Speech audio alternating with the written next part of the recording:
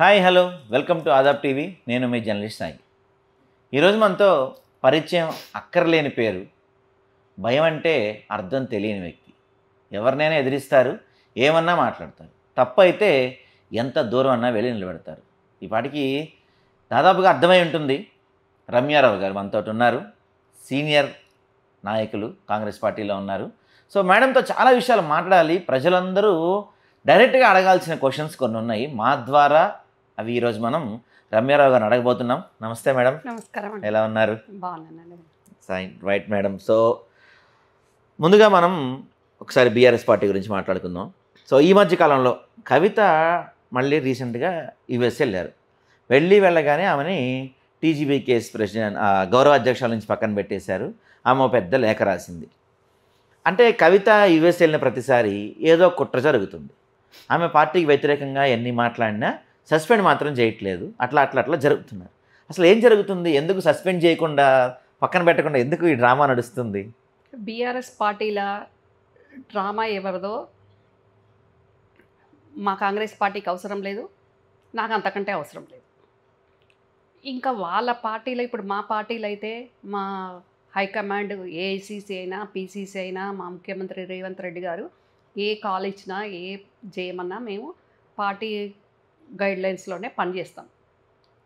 కానీ 10 సంవత్సరాలు BRS party అధికారంలో ఉండి అప్పుడు అధికారాన్ని అనుభవించిన వాళ్ళు ఇప్పుడు విచిత్రంగా మాట్లాడుకుంటూ మళ్ళొక్కసారి కూడా అధికారం కోసమా ఆధిపత్యం కోసమా ప్రజల్ని పక్కదారి పట్టించే విధంగా మాట్లాడుతున్నారు. మరి కుటుంబ సమస్య అయితే ఇంటర్నల్గా వాళ్ళు ఫామ్ హౌస్లోనో ఇంట్లోనో కూర్చొని మాట్లాడుకోవాలి. కానీ పార్టీ పరంగా మాట్లాడాల్సిన అంశాలను కూడా బయట మాట్లాడుతున్నారు. ఇంకా కుట్ర అని అంటే అసలు పార్టీకి సంబంధించింది ఎవరైనా మేము కూడా మా కాంగ్రెస్ పార్టీలో మేము ఏదైనా చెప్పాలనుకుంటే కూడా మీటింగ్లో ఇంటర్నల్గా చెప్పుకుంటాం. బయటకు వచ్చి మీడియాకు ఎక్స్ప్రెస్ చేయం కదా. మరి ఏ పార్టీలైనా అలాగే ఉంటుంది. కానీ ఇక్కడ మాత్రం ఇంకా మేము అధికారంలో ఉన్నాం, ఇంకా మేము ముఖ్యమంత్రి పిల్లలమే అనుకునే విధంగా మాట్లాడుతున్నారు. ఆ మాట్లాడే దాంట్లో మరి గతంలో మేము 10 సంవత్సరాలు అధికారంలో ఓడిపోయినా గెలిచినా ఇప్పటికీ స్టిల్ పదవులు అనుభవించుకుంటూ కూడా మళ్ళీ కొంతకాలము ప్రజలకు సేవ చేసుకుందాము, నియోజకవర్గానికి కానివ్వండి, రాష్ట్ర ప్రజలకు కానివ్వండి, రాష్ట్ర నాయకులు కదా వాళ్ళు, సేవ చేసుకుందాము. మరి ఇప్పుడు కాంగ్రెస్ పార్టీ అధికారంలోకి ఉంది కాబట్టి అవసరమైతే సలహాలు సూచనలు లేకుంటే చేదోడు వాదోడు ఉందాము అనకుండా ఇష్టం వచ్చిన రీతిగా ప్రజలను కాదు, ముఖ్యంగా వాళ్ళ పార్టీల పనిచేస్తున్న నాయకులను, చిన్న స్థాయి నుంచి పెద్ద స్థాయి నాయకులను గందరగోళపరిచే విధంగా వాళ్ళ వ్యవహారం జరుగుతూ ఉంది. ఇక ఫస్ట్ మాట్లాడింది అక్కడ మీరు అన్నట్టు కవిత. అక్కడ కుట్ర చేస్తే కవిత మాట్లాడిందా, కవిత మాట్లాడుతున్నందుకు కుట్ర జరుగుతుందా, అది వాళ్ళకు సంబంధించిన వ్యవహారం. ఏది ఏమైనప్పటికీ 10 సంవత్సరాలు అధికారం అనుభవించి మళ్ళొక్కసారి కూడా ప్రజలను బీసీ వాదము, ఆ బీసీ వాదాన్ని అదొక నాదంగా ఎత్తుకొని నాదస్వరం ఊదితే పాము ఎట్లా డ్యాన్స్ చేస్తుందో ఆ విధంగా మళ్ళొకసారి నాదాన్ని ఎత్తుకొని మళ్ళీ కూడా బీసీలను తిప్పుకునే విధంగా, ప్రజలను మభ్యపెట్టే విధంగా మాట్లాడడం కరెక్ట్ కాదు. ఈ వాదం మంచిదే, ఎవరమైనా మనం బీసీలకు సపోర్ట్ చేయాల్సిన అవసరం ఉంది రిజర్వేషన్ పరంగా. కానీ 10 సంవత్సరాల అధికారంలో ఉన్నప్పుడు అప్పుడు బీసీ రిజర్వేషన్ గురించి అక్కడ కేసీఆర్ గారు తగ్గిస్తున్నప్పుడు అప్పుడు ఎందుకు మాట్లాడలేదు? ఇప్పుడు టీజీబీకి గౌరవ అధ్యక్షురాలిగా తనను తప్పించగానే అది కుట్ర అనడము, అది నేను లేనప్పుడు జరిగింది, అది ఎన్నిక కరెక్ట్ కాదు అని మాట్లాడడము, అది ఎంతవరకు సబబు? మరి ఇప్పుడు కవిత మాట్లాడుతుంది కరెక్టే కావచ్చు, నేను లేనప్పుడు ఎన్నుకోవడం ఏంటి అని. మరి కవిత తెలంగాణలో మన దేశంలో ఉన్నప్పుడు వాళ్ళ పార్టీకి వ్యతిరేకంగా మాట్లాడింది కాబట్టి మరి వాళ్ళు ఆ రకంగా డెసిషన్ తీసుకున్నట్టు ఉంటున్నారు. మరి సస్పెండ్ చేయడం అనే వ్యవహారం మటుకు కవిత సస్పెండ్ చేయాలి అనే ఇంటెన్షన్ తోటే వ్యవహారం నడుపుతుంది. సస్పెండ్ చేయొద్దు, ఆమెకు ఆమె వెళ్ళిపోవాలనే విధంగా వాళ్ళ వ్యవహారం నడిపిస్తున్నారు. ఏది ఏమైనా ఒక అధినేత, తండ్రి ఒక మాజీ ముఖ్యమంత్రి, ఆయన తీసుకున్న నిర్ణయం మంచైనా చెడ్డైనా అక్కడ పార్టీల ఈ కుటుంబ రాజకీయాల్లో ఉన్న వాళ్ళు కానివ్వండి, పార్టీలో ఉన్న వాళ్ళు కానివ్వండి, శిరసావహించాల్సిన అవసరం ఉంది. వాళ్ళ ఇంటర్నల్ పార్టీ మీటింగ్ జరుగుతున్నప్పుడు అప్పుడు కేసీఆర్ గారు తీసుకున్న నిర్ణయాలు ఏమన్నా బాలేవు అన్నప్పుడు అప్పుడు అక్కడ చెప్పుకోవాలి. కానీ నాకు ఒక్కరే నాయకుడు, మిగతా పార్టీలు ఉన్న నాయకులు ఎవరు నాయకులు కాదు అని అన్నట్టు వాళ్ళని కించపరిచే విధంగా మాట్లాడడము అది సరికాదు అని నేను అనుకుంటున్నాను. ఓకే మేడం, మీరు చిన్నప్పటి నుంచి ఆ కుటుంబానికి దగ్గరగా ఉన్నారు. సో అన్నిసార్లు మీరు వాళ్ళని దగ్గర నుంచి చూసుంటారు. సో కేసీఆర్ గారు ఎన్నో సమస్యల్ని గతంలో సాల్వ్ చేస్తుంటారు, ఆయన ఎన్నో విషయాల్ని చూసుంటారు. కానీ ఎన్నడూ లేనంతగా కవిత నేను స్వయంగా ఇంటికి వచ్చి రాఖీ కడతా అంటే కూడా కేటీఆర్ అందుబాటులో లేకుండా నేను బెంగళూరులో ఉన్నాను, ఇప్పుడు కుదరదన్న పరిస్థితి కనపడింది. సో ఎంతో క్లోజ్గా ఉండేవాళ్ళు, ఎంతో ఐకమత్యంగా ఉండేవాళ్ళు, కనీసం రాఖీ కూడా కట్టుకోనేంత దూరం వాళ్ళ మధ్య ఎందుకు వచ్చింది? కేవలం పదవి అధికారం కోసమేనా? నాకు అదే అర్థం కాని విషయం అండి. అసలు మన తెలంగాణ కానీ కాకుండా దేశవ్యాప్తంగా ఎవరమైనా రాఖీ పండగ అన్నదమ్ముల క్షేమం కోసము ఒక సోదరిగా కడతారు రాఖీలు. కానీ ఎవరమైనా ఒకసారేమో ఇన్ఫర్మేషన్ లేకుండా కట్టడము, ఈసారి మటుకు ఇన్ఫర్మేషన్ ఇచ్చి కడతా అనేది అది మరి దేనికి సంకేతం? ఎవరమైనా సంబంధ బాంధవ్యాలు మంచిగా ఉన్నప్పుడు ఇప్పుడున్న బిజీ షెడ్యూల్లో అంతకుముందు ఎవరమైనా రాఖీ పండుగ వచ్చింది అంటే డెఫినెట్గా అక్కా చెల్లెలు వచ్చి రాఖీ కడతారు ఆ రోజు అని ఇన్ఫర్మేషన్ లేకపోయినా సోదరులు అందరూ కూడా చూస్తారు. ఇప్పుడున్న బిజీ షెడ్యూల్లో అందుకని ఎవరైనా ఎవరి ఇంటికి వద్దామన్నా ఎవరు ఇదైనా కానీ ఇన్ఫర్మేషన్ ఇచ్చి వెళ్తారు. కానీ నేను రాఖీ కడతా అని మెసేజ్ పాస్ చేయడము, నేను అవుట్ ఆఫ్ స్టేషన్ అని అక్కడ నుంచి రిప్లై రావడము, మరి గతంలో లేనిది ఇప్పుడు ఎందుకు జరుగుతుంది? గతంలోనేమో ఆ ప్రగతి భవన్లో అదో సినిమా షూటింగ్ల వల్ల ఆ రాఖీ సెలబ్రేట్ చేసేవాళ్ళు. బతుకమ్మ కానీ రాఖీ కానీ అసలు ఇంకా ప్రగతి భవన్లో తప్ప దేశవ్యాప్తంలో ఎక్కడ జరగదు రాఖీ పండగ, బతుకమ్మ పండగ అనే విధంగా దాన్ని టోటల్ ఆల్ ఎలక్ట్రానిక్ మీడియాకు విజువల్స్ ఇచ్చేవాళ్ళు. అప్పుడు ఎవరు అడిగారు? ఏ మీడియా విజువల్స్ ఏమంది వీళ్ళు రాఖీ కట్టుకుంది? ఇప్పుడు మళ్ళీ నేను వస్తా అని ఇన్ఫర్మేషన్ ఇచ్చుకున్నది బయటికి లీక్ చేయడం ఎందుకు? బయటికి లీక్ చేయడం ఎందుకు? నేను అవుట్ ఆఫ్ స్టేషన్ అని ఆయన లీక్ చేయడం ఎందుకు? అంటే దాన్ని బట్టి మనం అర్థం చేసుకోవాలా అక్కడ వాళ్ళది రిలేషన్ ఏ విధంగా ఉంది ఇప్పుడు అనేది ప్రజలందరికీ కూడా అర్థమవుతుంది. అయితే అంతే, ఇందాక మిమ్మల్ని అడుగుతూ కేసీఆర్ గారు ఎన్నో సమస్యల్ని దాటుంటారు, కానీ ఈ సొంత అన్న చెల్లెల్ని కలపలేకపోతున్నారు ఆయన. ఇద్దరి మధ్య కనీసం పచ్చిగడ్డేస్తే బగ్గుమడ్డే అంత పరిస్థితులు వచ్చేసింది. పిలిచి కూర్చోబెట్టి మీరు అన్న చెల్లి కొట్టుకోవద్దు, మన పార్టీకి డ్యామేజ్ అవుతుంది అని చెప్పలేని పరిస్థితుల్లో ఉన్నారంటారా కేసీఆర్ గారు? ఎవరైనా అడ్డం పడుతున్నారు లేకపోతే కవిత చెప్పినట్టు దయ్యాలు ఏమన్నా? కొట్టుకునే పరిస్థితి ఇంకా రాలేదు, కానీ తిట్టుకునే పరిస్థితి ప్రస్తుతం నడుస్తూ ఉంది. ఎప్పుడైనా కేసీఆర్ గారు, మేము చిన్నగా ఉన్నప్పటి నుంచి జాయింట్ ఫ్యామిలీ కాబట్టి చిన్నగా ఉన్నప్పటి నుంచి అతి దగ్గర చూసిన వ్యక్తిని కాబట్టి ఆయన కొంచెం అందరినీ కూడా క్రమశిక్షణగానే చూసేవాళ్ళు. చిన్నప్పుడు మేము చైల్డ్హుడ్ లైఫ్లో కానీ స్కూల్ కాలేజ్ లైఫ్లో కానీ తప్పు చేస్తే ఎంత ప్రేమ చేస్తారో తప్పు చేస్తే కూడా అంత స్ట్రిక్ట్గా ఉండేవాళ్ళు ఆయన. మేము ఎవరమైనా నా నుంచి కవిత వరకు కూడా, హరీష్ ఇట్లా అందరం కూడా, కేటీఆర్ ఎవరం కూడా సిస్టమేటిక్గా లేకపోతే ఆయనకు నచ్చకపోతే ఆయన తిట్టేవాళ్ళు కాదు, కొట్టేవాళ్ళు కాదు, సీరియస్గా ఒక డిఫరెంట్ టైప్ పనిష్మెంట్ ఇచ్చేవాళ్ళు. మేము స్కూల్ కాలేజీలో ఉన్నప్పుడు డిఫరెంట్ పనిష్మెంట్ ఏంటంటే యాక్చువల్గా అయితే తప్పు చేస్తే ఎవరైనా తిడతారు, కొడతారు పేరెంట్స్. కానీ ఆయన అట్లా కాకుండా ఒకరికి ఏంటి ఆఫీస్ క్లీనింగ్ అట్లాంటి పనులు చెప్పేవాళ్ళు. ఓ వీకో 15 డేసో 1 మంతో ఆఫీస్ అంతా ఇదంతా క్లీన్ చేసుకోవాలి, పనోళ్ళు ఉన్నా వాళ్ళు చేయరు, ఇదే పనిష్మెంట్ అని అట్లా డిఫరెంట్. అసలు ఎవరు ఎక్స్పెక్ట్ చేయరు అట్లాంటి పనిష్మెంట్లు ఇస్తారని. అట్లాంటి పనిష్మెంట్లు ఇచ్చేవాళ్ళు. ఇంకా అది డెఫినెట్గా అది ఫాలో అవ్వాల్సిందే. ఇంకా ఆయన కోపం చల్లారేంత వరకు కూడా మాట్లాడకపోయేది. మళ్ళీ మాకు మేము వెళ్ళి అపాలజీ చెప్పుకొని ఇంకొకసారి అట్లా చెయ్యము అని చెప్పుకునేంత వరకు ఆయన మాట్లాడకపోయేది. చిన్నప్పుడు స్కూలు కాలేజీలు ఉన్నప్పుడు అట్లాంటి పనిష్మెంట్ ఇచ్చేది. ఇంకా పెద్దగా అయ్యాక అందరూ ఏంటి గ్రాడ్యుయేషన్ అయిపోయి మాస్టర్స్ అట్లా ఇట్లా చేస్తున్నప్పుడు ఇంకా తర్వాత అలాంటి తప్పులకు ఆయన ఏం చేసేదంటే అసలు పనిష్మెంట్ ఇవ్వకపోతుండే, మాట్లాడకపోతుండే. ఆయన మాట్లాడకపోవడం పెద్ద పనిష్మెంట్. అట్లా మా ఫ్యామిలీలో చాలా సార్లు జరిగినాయి. ఇప్పుడు కూడా అదే జరుగుతున్నది. కలపాలని ఇప్పుడు అందరికీ మ్యారేజ్లు అయిపోయినాయి. అందరూ పొలిటికల్గా సెటిల్ అయిపోయినారు. అందరూ వెల్ ఆఫ్ ఉన్నారు అన్ని రకాలుగా. ఫైనాన్షియల్గా కానివ్వండి, పవర్ వైజ్ కానివ్వండి, అంతా బాగున్నాక కూడా ఎందుకు ఈ సమస్య వస్తున్నది అనే దాంట్లో ఆయన చాలా మనోవేదనకు గురవుతున్నారు. కష్టం అసలు విత్తు పుట్టించి చెట్టు మొలకెత్తించి తెలంగాణ వాదం ఉంది.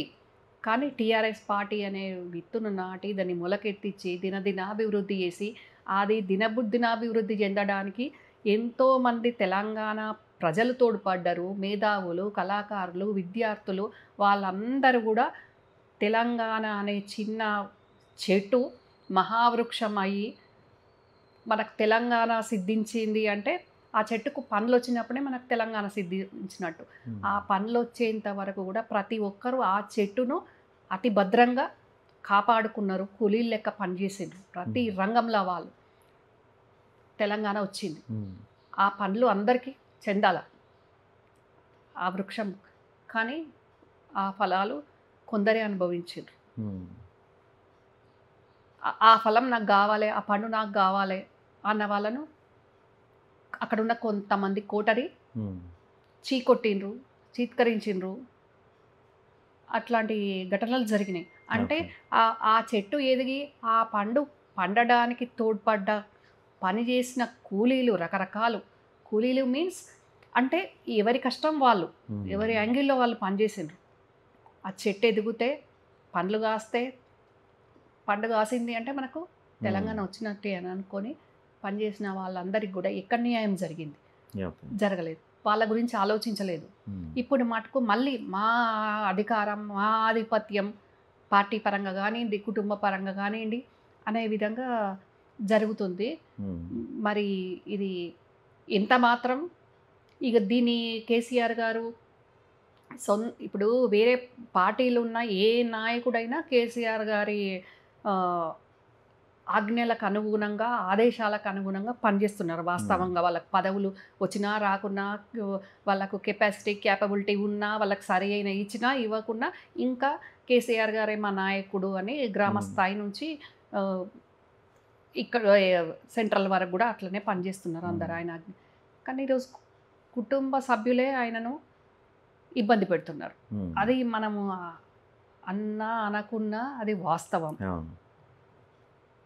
మరి ఈరోజు ఒక 70 ఏళ్ళు దాటి 72, 73 సంవత్సరాల ఉన్న పెద్ద మనిషిని తెలంగాణ కొట్లాడి నేను తెచ్చినా అని ఎవరెస్ట్ శిఖరంకి ఎత్తిన ఆయనను ఈరోజు పాతాళంలోకి పడేసింది ప్రజల, పార్టీలు ఉన్న వాళ్ళ సభ్యుల, లీడర్ల, కుటుంబ సభ్యుల, ఎవరి వల్ల జరిగింది ఇది?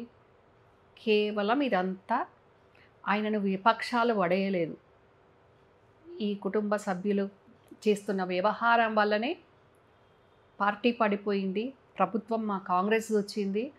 ఇక్కడ మా నాయకుడు రేవంత్ రెడ్డి గారు ప్రజలకు నేను గట్టిగా కాంగ్రెస్ పార్టీని ఆదరించండి, మళ్ళీ ఇందిరమ్మ రాజ్యం తెస్తాము, నేను మీకు చేదోడు వాదోడు ఉంటా అని రేవంత్ రెడ్డి గారు ఇచ్చిన భరోసాతోటి ప్రజలందరూ కూడా వీళ్ళతోటి విసిగిపోయి ఇంకా అప్పుడు కాంగ్రెస్ పార్టీకి ఆదరించిండ్రు. ఇప్పుడు మా ప్రజాపాలన చాలా మంచి నడుస్తుంది. అయితే మేడం, ఈ మధ్య కాలంలో అదే ఎలక్షన్స్లో ఓడిపోయిన దగ్గర నుంచి కేసీఆర్ గారి ఆరోగ్యం పెద్దగా బాగోట్లేదు. నిన్న కూడా కొంచెం బాగాలేదన్నట్టుగా వార్తలు వినపడుతూ ఉన్నాయి. సో అంటే కేసీఆర్ గారి ఆరోగ్యం మీరు అన్నట్టు 73 అంటే పెద్ద వయసేం కాదు, చాలామంది తిరుగుతున్నారు ఆ వయసులో కూడా. ఇంత తక్కువ వయసులోనే ఆయన పదే ఈ మధ్య కాలంలో పదే సిక్ అవుతున్నారు. అంటే కవిత స్కాములు కావచ్చు, కేటీఆర్ చేసిన స్కాములు కావచ్చు, ఫోన్ ట్యాపింగ్ వ్యవహారాలు కావచ్చు, వీటన్నిటి వల్ల కేసీఆర్ మనసు ఏమన్నా తీవ్రంగా నొచ్చుకొని ఉంటుందంటారా? ఆయన ఆ దిగులుతో ఏమన్నా సిక్ అవుతుంటారా ఆయన? డెఫినెట్గా మరి ఇప్పుడు మానసిక వేదననే ఎవరికైనా కానీ అది వర్తిస్తుంది. సొంత కూతురే ఇబ్బంది పెడతా ఉంటే ఇంకా అంతకంటే మనోవేదన ఏముంటుంది? ఆయన ఎవరికి చెప్పుకోవాలా? ఎట్లా చెప్పుకోవాలా? ఒక 4 రోజులు మరి ఇంటర్నల్‌గా కవిత ఎప్పుడైతే స్కామ్ చేసింది అనేది బయట ఢిల్లీ నుంచి సోర్స్ ద్వారా కేసీఆర్ గారికి తెలిసి, ఎందుకు చేసినావు అని మందలిచ్చి, ఈ స్కామ్ చేయకముందు నుంచే కవిత మీద ఒక కన్ను ఉండేది కేసీఆర్ గారికి. చేయక ముందు నుంచే? చెయ్యకముందు నుంచే కవిత మీద ఒక కన్ను ఉండేది. ఎప్పుడు కనిపెట్టేవారు ఆయన. ఆ! ఏం చేస్తదో, ఏం చేస్తదో అనే భయం ఆయనకి ఎప్పుడు ఉండేది. ఉండి కూడా ఆయన కవితను టెస్టింగ్ చేసేవాళ్ళు. కవిత హైదరాబాద్‌లో ఉందా, నిజామాబాద్‌లో ఉందా అని కనుక్కోవడానికి ఫోన్ చేసి ఇమ్మీడియట్‌గా ఉన్నది ఉన్నట్టు కాల్ బ్యాక్ చేయమంటే ఆయన సెల్ ఫోన్ ద్వారా కాల్ బ్యాక్ చేస్తే నమ్మకపోయేవాళ్ళు.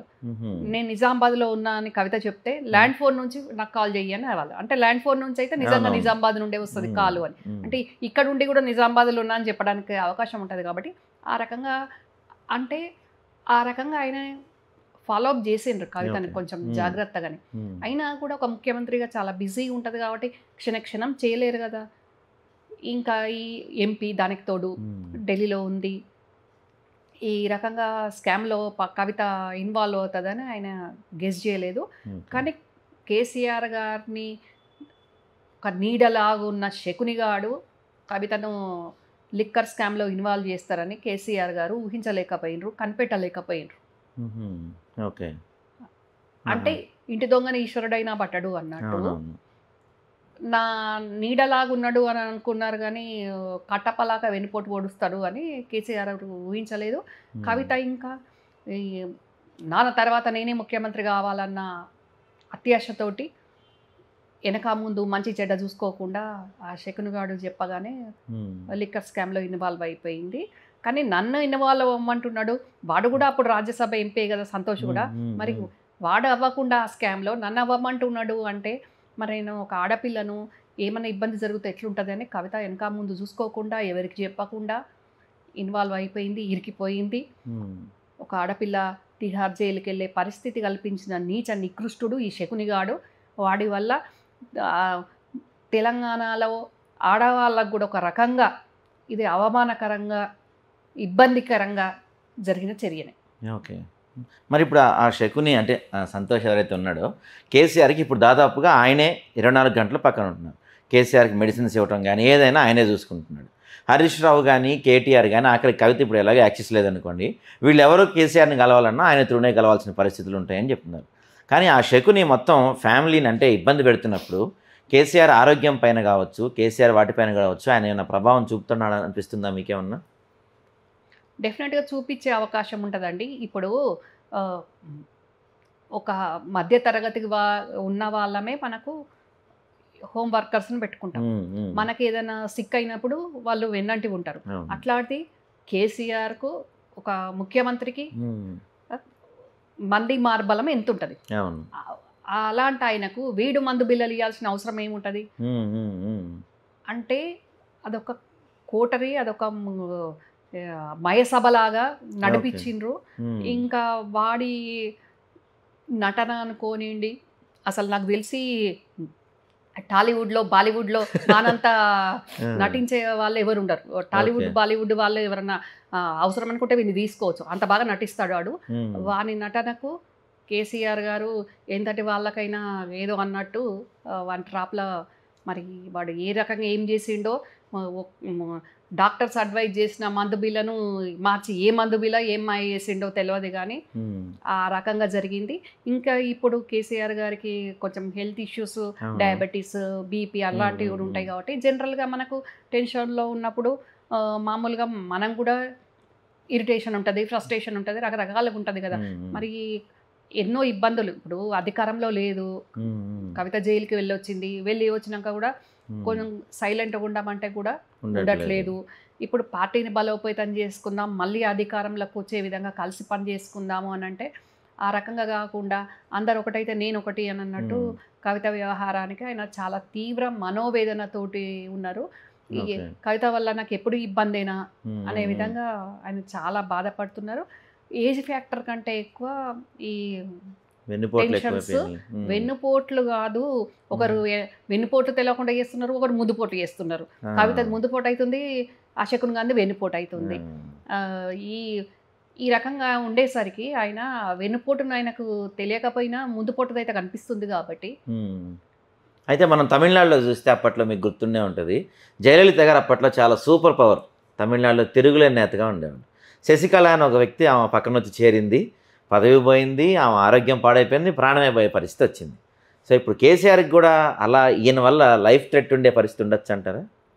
డెఫినెట్గా ఉంటుంది. ఇది మీరు ఇప్పుడు అడుగుతున్న క్వశ్చన్, ఇది మ్మ్. 2025లో మీరు ఇప్పుడు అడుగుతున్నారు. ఉమ్, కానీ నేను కాంగ్రెస్ పార్టీ అధికార ప్రతినిధిగా ఆ హోదాలో 2017లోనే ఉమ్, గాంధీ భవన్ నుంచి నేను ప్రెస్ మీట్లో చెప్పడం జరిగింది.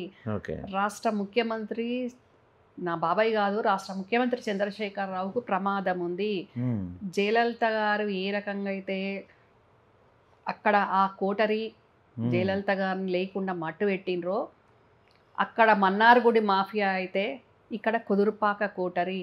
ఉమ్, రిమోట్ కరీంనగర్లో శశికళ దగ్గర ఉంది. ఉమ్. శకుని వాళ్ళ అమ్మ పేరు శశికళ. ఓ, ఓకే. ఆ, రిమోట్ అక్కడ ఉంది, అక్కడ నుంచి మొత్తం ప్లే అవుతుంది. ఉమ్, ఒక రాష్ట్ర ముఖ్యమంత్రి ఎవరైనా కానివ్వండి, మన ముఖ్యమంత్రి ఉన్నంత వరకు ఆయనను కాపాడుకోవాల్సిన అవసరం ఉంటుంది కాబట్టి ప్రమాదం ఉంది ఉమ్, అని నేను హెచ్చరించాను. ఓకే. 2017లోనే 2017లోనే నేను చెప్పాను. దానికి తగ్గట్టు అదే- జరుగుతూ వచ్చినాయి పరిస్థితులన్నీ మీరు చెప్పినట్టు.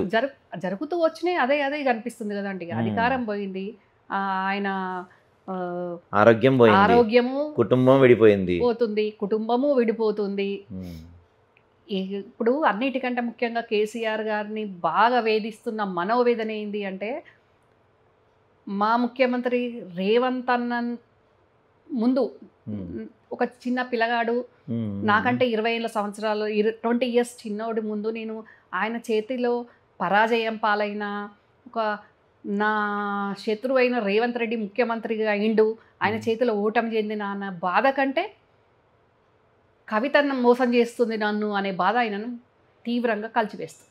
ఓకే. అయితే మీరు చెప్పారు ఇప్పుడు శకుని అని, అంటే సరే శకుని పక్కన పెడితే కేసీఆర్ గారికి మొదటి నుంచి వెన్నంటే ఉంది హరీష్ రావు. కానీ ఇప్పుడు హరీష్ రావు కూడా దూరం జరుగుతున్న పరిస్థితి కనపడుతుంది. అంటే మీరు అన్నట్టు ఇద్దరు ఉన్నారు చుట్టుపక్కల. అయితే ఒకప్పుడేమో ఈయనున్నాడు, హరీష్ రావు ఉన్నాడు, ఇప్పుడేమో సంతోష్ రావు వచ్చారు. సో వీళ్ళిద్దరిలో ఎవరు కట్టప్ప కాబోతున్నారు? ప్రజలుగా మామూలుగా మేనల్లుడు అయ్యేసరికి డైరెక్ట్గా మంత్రిని చేసి తర్వాత ఎమ్మెల్యే చేసి మెయిన్ కేసీఆర్ గారి తర్వాత ఇంపార్టెన్స్ ఉండేసరికి ప్రతి ఒక్కరు అనుకున్నారు హరీష్ ఎప్పటికైనా కేసీఆర్ గారికి థ్రెట్ అవుతాడు అని, విపక్షాలు కానీ ప్రజలు అందరూ. కానీ అవును. రాజకీయాలను వాచ్ చేసే వాళ్ళు ఎవరైనా అనుకున్నారు. అందరికంటే ముఖ్యంగా ప్రజలకు తెలియదు, కేసీఆర్ భార్య శోభమ్మ అనుకుంది. హరీష్ రావు ఎప్పుడైతే ఫస్ట్ మంత్రి అయ్యి వచ్చి శోభమ్మకు ఆశీర్వాదం తీసుకుందామన్న టైంలో ఆమె ఆశీర్వాదం ఇవ్వలేదు. నువ్వు చంద్రబాబు నాయుడు కావని గ్యారంటీ ఏంది అంది. ఓకే, అప్పుడే దానికి ఆశీర్వాదం ఐ అప్పుడే. విట్నెస్ నేనే. ఆహా, ఐ ఓకే. విట్నెస్ నేనే. ఆ ప్రమాణ స్వీకారానికి ఓన్లీ శోభమ్మ నేను ఇద్దరమే వెళ్ళలే, అందరు కుటుంబ సభ్యులు అందరు వెళ్ళారు.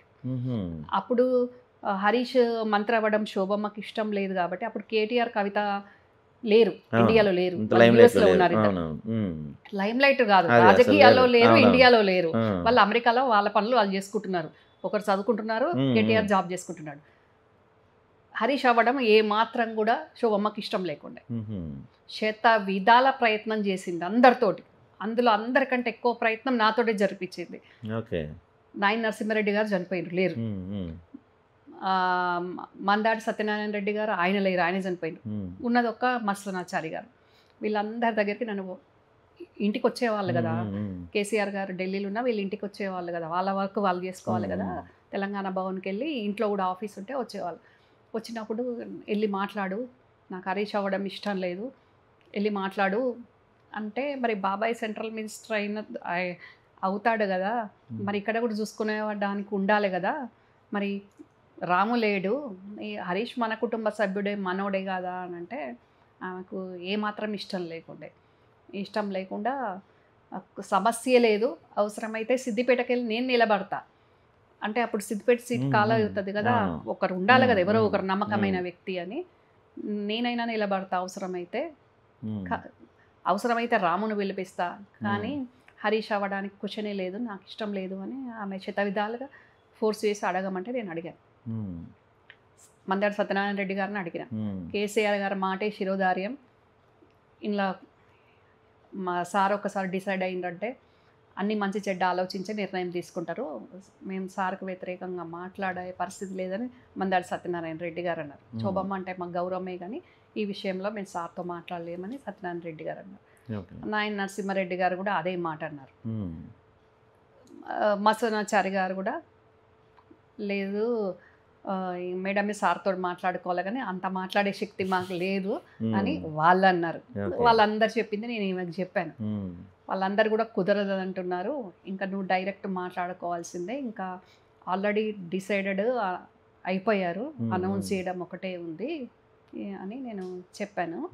అప్పుడే ఆ రకంగా తీవ్రంగా లాస్ట్ మినిట్ హరీష్ ప్రమాణ స్వీకారం చేసేంత వరకు కూడా, రాజభవన్ వాళ్ళకు వెళ్ళేంత వరకు కూడా ఆమె ప్రయత్నించింది, కానీ అది కుదరలేదు. ఇంకా ఆమె బాధపడిపోతుంటే నేను కూడా ఆమెతో పాటు ఇంట్లో ఉండాల్సి వచ్చింది. నేను అప్పుడు రాజ్భవన్కి వెళ్ళలేదు. ఆ రకంగా కుటుంబ సభ్యులందరూ, ఈవెన్ మా హస్బెండ్ కూడా హరీష్ ప్రమాణ స్వీకారానికి వెళ్ళారు, రాజ్భవన్కి వెళ్ళారు. సో అయితే హరీష్ రావుని తగ్గించడం కోసమే సంతోషం తీసుకొచ్చారా? ఎగ్జాక్ట్లీ, ఇది 100% వాస్తవం. అది ఇప్పుడు హరీష్ మినిస్టర్ అయ్యాక కాదు, కేసీఆర్ గారు ట్రాన్స్పోర్ట్ మినిస్టర్ ఉన్న టైంలోనే 97, 99 ఆ టైంలోనే జరిగింది. అంటే హరీష్ చదువుకుంటున్నప్పటి నుండి కూడా బాబాయ్ దగ్గర, స్కూలింగ్ అయిపోయాక కాలేజ్ టైంలో బాబాయ్ దగ్గర ఉన్నప్పుడు ఇంకా యాక్టివ్ ఉన్నాడు, చదువుకుంటున్నాడు. నాకు కూడా ఒకరు కేటీఆర్ అప్పుడు గుంటూరు విజ్ఞానంలో చదువుకునేది, కవిత చిన్నపిల్ల, నేను కూడా కాలేజీకి వెళ్ళేదాన్ని. ఇంకా ఎవరు బిజీలో వాళ్ళం ఉన్నాం కాబట్టి, ఒక మగపిల్లాడు ఉండాలి కాబట్టి, చేతి కింద ఉండాలి కాబట్టి, అప్పుడు కేసీఆర్ గారు ట్రాన్స్పోర్ట్ మినిస్టర్ కాకముందు ఎమ్మెల్యేనే కదా, సో అందుకని హరీష్ అన్ని రకాలుగా చేదోడు బాదోడుగా ఉండేవాళ్ళు. ఆ తర్వాత హరీష్ మ్యారేజ్ అయిపోయాక కొంచెం ఇంకా టైం ఇస్తాడో ఇవ్వడో అనే దాంట్లో అనుకున్నారు, కానీ అయినా కూడా హరీష్ ఫుల్ ఫ్లెడ్జ్ టైం ఇచ్చాడు.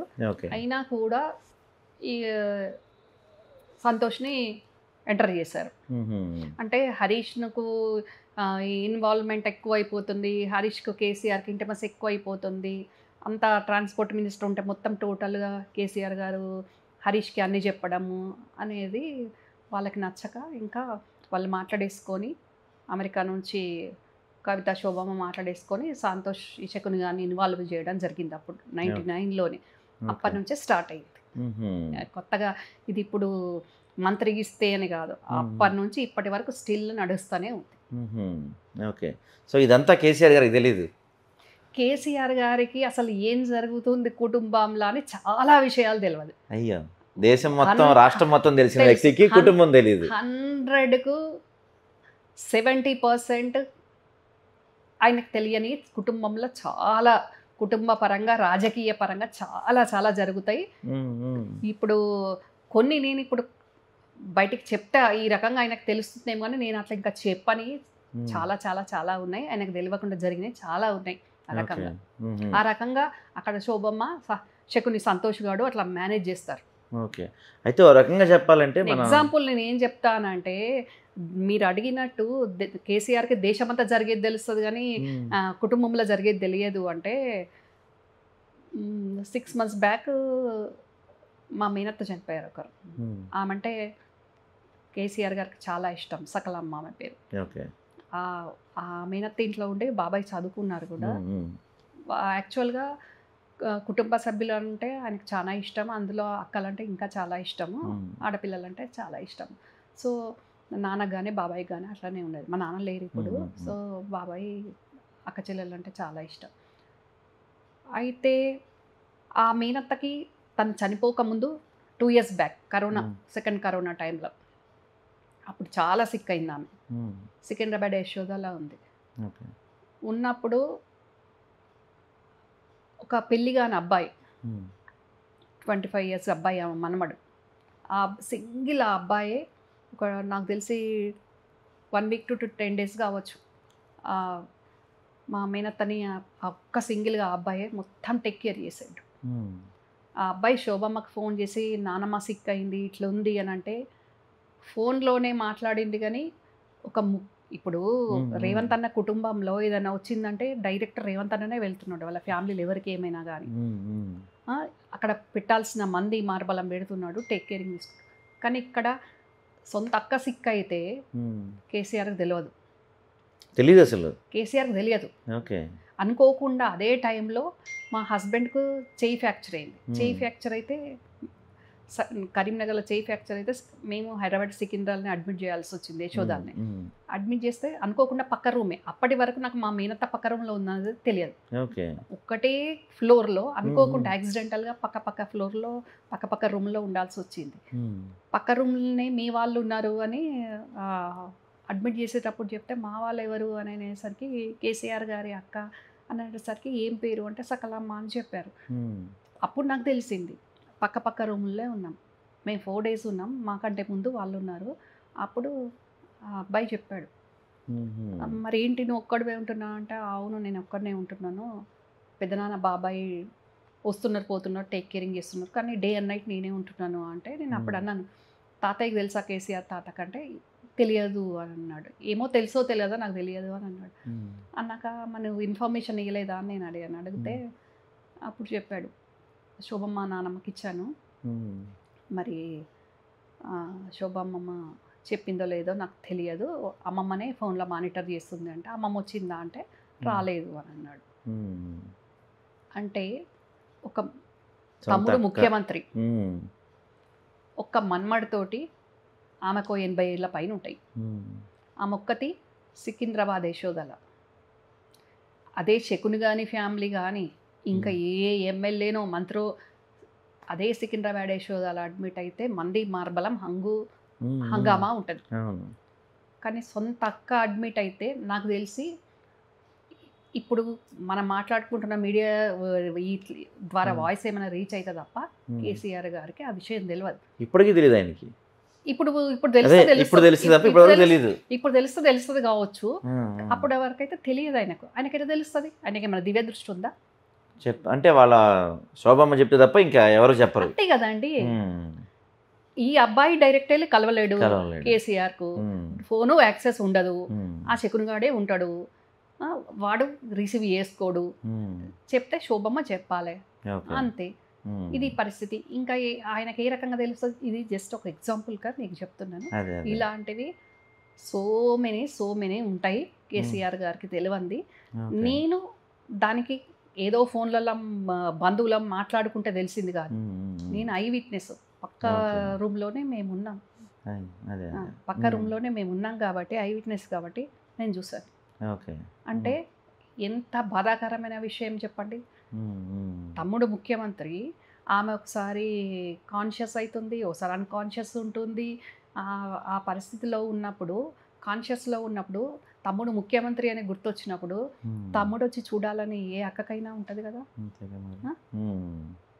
ఆమెకి కిడ్నీ ప్రాబ్లం ఉంది, ఆమె డయాబెటిక్, బీపీ పేషెంట్ అన్నీ ఉన్నాయి ఆమెకు, హార్ట్ ప్రాబ్లం, ఎవ్రీథింగ్ ఆమెకు అన్నీ ఉన్నాయి. ఎప్పుడు ఏమైందో తెలియదు. చాలాసార్లు ఆమె హాస్పిటల్లో అడ్మిట్ అయ్యి చివరి అంచుల వరకు వచ్చి మళ్ళీ బయటకు వచ్చి అట్లా ఎన్నోసార్లు జరిగింది.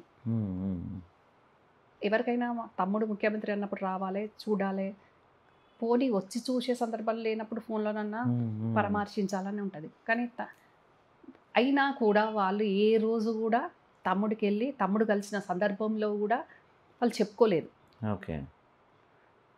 పోనీ మా తమ్ముడే కదా అని అనుకొని సర్దుకున్నారు. అంటే ఈ రకంగా అక్కడ అట్లా చాలా చాలా చాలా చాలా ఉంటాయండి, చాలా ఇన్సిడెంట్స్ ఉంటాయి. ఇప్పుడు ఈ ఫోన్ ట్యాపింగ్ వ్యవహారం అంటే ఇది వచ్చింది కాబట్టి చెప్తున్నా. ఫోన్ ట్యాపింగ్ అంటే కేసీఆర్కి ఇంట్లో జరిగే విషయాలు తెలియలేదు అన్నారు, కానీ అన్నారు కాదండి, అదే చెప్తున్నారు. అంటే ఈ ఇంత పెద్ద ఫోన్ ట్యాపింగ్ దేశవ్యాప్తంగా చర్చ నడుస్తుంది. పైగా మీ పార్టీయే ప్రధాన ఆరోపణ ఏం చేస్తుందంటే సొంత ఇంటి మనుషుల ఫోన్స్ కూడా విన్నారు అంటుంది. మరి కేసీఆర్కే ఇంట్లో జరిగే విషయాలు తెలియదు. అంటే ఈ స్కాములన్నీ కూడా కేసీఆర్కి తెలియకుండా సంతోష్ రావు లేకపోతే కేటీఆర్ హరీష్ వీళ్ళు చేస్తుంటారా? స్కాములు వేరు, ట్యాపింగ్ వేరు అండి. సరే, ముందు ట్యాపింగ్ గురించి మాట్లాడదాం మనం. ట్యాపింగ్ అంటే వాస్తవంగా కేసీఆర్ గారు 10 ఏళ్ళ ముఖ్యమంత్రి ఉన్నప్పుడు ఆయన అపనమ్మకంతో ఎవరి మీద ఉండరు, అందరి మీద నమ్మకంతో ఉంటారు. ఇందాక ఫ్యామిలీ ఎగ్జాంపుల్స్ చెప్పిన నమ్మకంతో ఉంటారు. అట్లానే ఈ ట్యాపింగ్ వ్యవహారం అనేది బయటికి వచ్చేంత వరకు దీన్ని ఎట్లా చేస్తారు, దీన్ని ఎవరు ఇన్స్ట్రక్షన్స్ ఇవ్వాలి, అసలు ఏంటి అనేది మనకు ఎందుకు తెలుస్తుంది, తెలియదు కదా. సో ఇప్పుడు జరుగుతున్న సినారియోని బట్టి మనకు ఇట్లా పర్మిషన్ తీసుకోవాలి దాంట్లో అది ఇది అనేది వ్యవహారం మనం వింటున్నాం కదా.